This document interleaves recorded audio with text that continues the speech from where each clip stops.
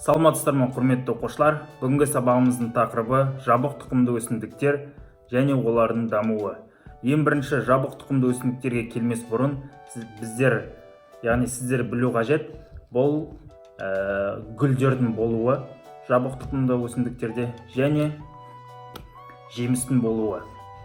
Жабық тұқымды өсімдіктердің тіршілік кезеңінің ерекшелігін айту үшін ең бірінші гүлдің құрылысымен таныс болу қажетпіз. Гүлдің құрылысы суретте көрсетілген. Біріншіден гүлдің сағағы, одан кейін гүлдің табаны, тостағанша, әдемі түрлі түсте болатын күлтесі, одан кейін аталығы. Аталығының өзі екі бөліктен тұрады: тозаңғаптан және аталық жіпшесінен. Тозаңғап орысша тычинка. Одан кейін аналығы.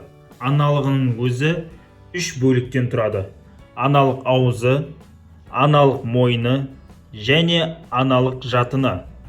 Аналық орысша бізде пестик деп аталады. Гүлдің құрылысымен танысып болғаннан кейін үрдістерге көшейік. Ең бірінші, тозаңғапта тозаңдар дамып жетіледі. Одан кейін жел арқылы, немесе жәндіктер арқылы, немесе жаңбыр суы арқылы аналықтың аузына түседі.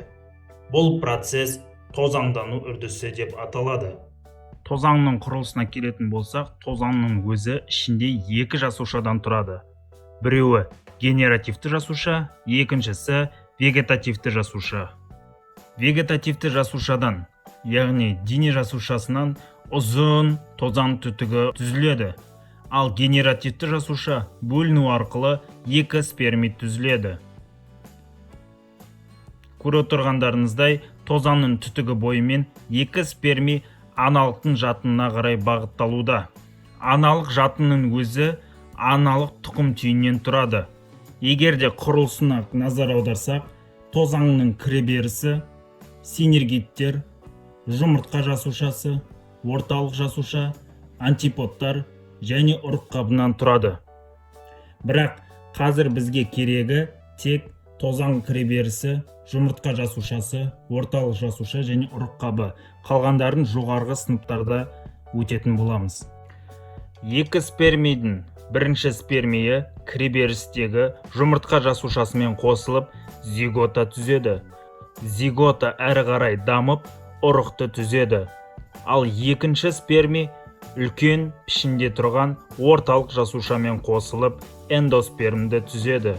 Эндосперм қоректік заттардың қоры болып есептеледі. Осылайша, осы процесті қосарлы ұрықтану деп атайды. Өйткені екі спермидің қатысымен жүреді. Зигота, эндосперм және ұрық қабы тұқымды түзетін болса, ал жатынның, сонымен қатар гүлдің табаны, тостағаншалары, олар жемісті түзуге қатысады.